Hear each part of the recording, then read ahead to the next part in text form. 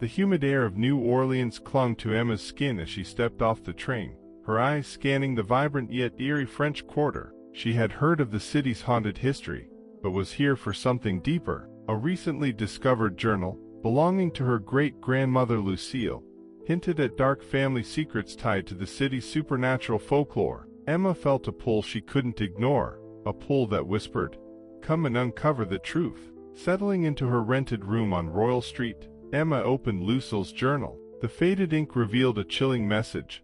Asterisk, beware the midnight bells of St. Philip. They herald the restless dead.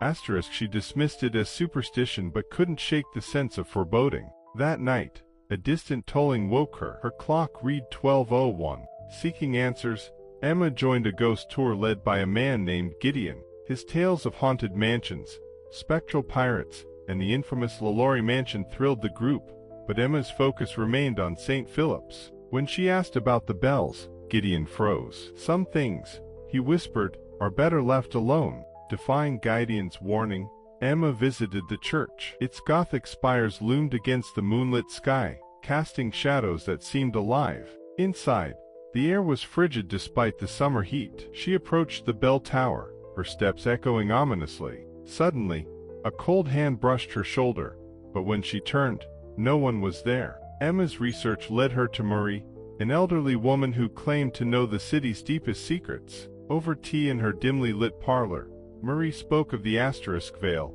asterisk, a thin barrier between the living and the dead. "The midnight bells," she warned, "are the veil's harbinger. Do not answer their call." Digging deeper into Lucille's journal, Emma uncovered a dark revelation. Lucille had dabbled in voodoo to protect her family, but had accidentally unleashed a malevolent spirit. The entity, known as the Shadow King, was bound to the midnight bells, and sought freedom to wreak havoc. Emma's nightmares grew vivid, filled with whispering shadows and echoing bells. One night, she awoke to find her room cloaked in unnatural darkness. A voice rasped, "You cannot escape me, child of Lucille." Desperate for help, Emma sought Gideon. Reluctantly, he shared the tale of the Shadow King, a being of pure malice, trapped by ancient rites but growing stronger with each toll of the midnight bells. "He feeds on fear," Gideon warned, "and you've already caught his attention." Determined to face her fears, Emma returned to St. Philip's at midnight. She climbed the bell tower,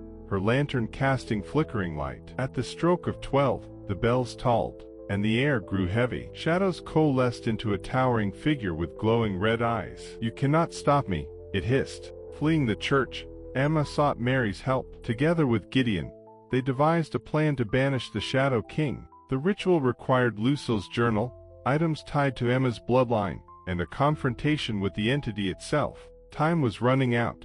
The bells tolled louder each night. Supernatural activity spiked across the city. Tourists reported ghostly sightings, and locals whispered of cursed streets. Emma's resolve hardened as she realized the Shadow King's power threatened all of New Orleans. Marie prepared the ritual, mixing herbs and drawing protective sigils. Gideon armed himself with salt and iron. Emma felt the weight of her ancestors' sins, but vowed to end the curse. The trio returned to St. Philip's for the final confrontation. The church's interior writhed with shadows, and the Shadow King's laughter echoed ominously. "You think your tricks can bind me again?" it mocked. As the ritual commenced, the Shadow King unleashed his fury. Shadows lashed out, shattering pews and extinguishing candles. Emma recited the incantation, her voice trembling but steady. The ritual required a sacrifice, a piece of Emma's soul. She hesitated, but Marie reminded her, "Your strength lies in your choice. Sacrifice binds the Shadow King.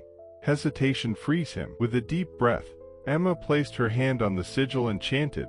The midnight bells tolled a final, deafening time as the Shadow King screamed, his form dissolving into nothingness. The church fell silent. Emma awoke in Mary's parlor, exhausted but alive. The city felt lighter, as though a dark weight had lifted. Gideon smiled for the first time, saying, "You did it. The veil is safe." Life returned to normal, but Emma couldn't forget her brush with darkness. She stayed in New Orleans, dedicating herself to studying its haunted history and protecting its people from unseen threats. However, her victory came at a cost. The fragment of her soul she had given up left her feeling incomplete, a constant reminder of the price of courage. One night, As Emma walked through the French Quarter, a faint tolling reached her ears. She turned but saw nothing. Marie reassured her it was an echo of the past, a residual memory of the bells. But Emma couldn't shake the feeling that the Shadow King's essence lingered in the cracks between the living world and the veil. Months passed, and Emma's reputation as a local expert on the supernatural grew. Tourists and locals alike sought her guidance, drawn to her first-hand knowledge of the Crescent City's haunted past. Yet, Emma noticed subtle changes, shadows that seemed darker than they should be,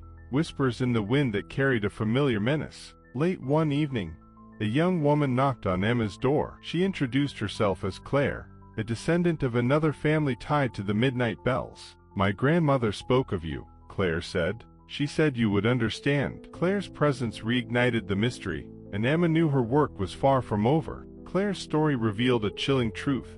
The ritual had not completely sealed the veil. The Shadow King's influence persisted, weaker but still dangerous. Emma, Claire, and Gideon began piecing together a new ritual, one that could permanently close the fracture. Supernatural events began to escalate again. Reports of spectral figures, poltergeist activity, and unexplained disappearances spread through the French Quarter. Emma realized the Shadow King was regaining power, feeding off the city's latent fear. With Mary's health failing, she passed on her knowledge to Emma and Claire. Together, they prepared for another confrontation. The new ritual required not only bloodline ties, but also the collective will of the city's inhabitants. On the eve of the final ritual, Emma called for the people of New Orleans to gather at St. Philip's. Hundreds came, their fear evident but their determination stronger. As midnight approached, the bells began to toll, louder and more menacing than ever before. Shadows danced wildly,